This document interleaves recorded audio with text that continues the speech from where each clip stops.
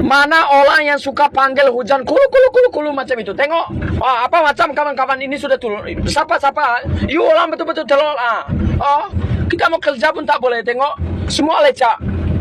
Baru pukul berapa sudah turun hujan. Banyak telur. Lagi satu kawan-kawan dilepas loli ya. Lagi dia orang pergi kerja tak ada mandi punya lah. Uncle tahu. Betul punya uncle cakap dia orang pergi kerja tak ada mandi. Basuh muka pun tak ada. Macam inilah. Tengok hujan turun. Dia orang punya pasal semua. Dilepas lori punya pasal. Kalau dilepas mesin okey mandi. Dilepas lori punya pasal semua lah.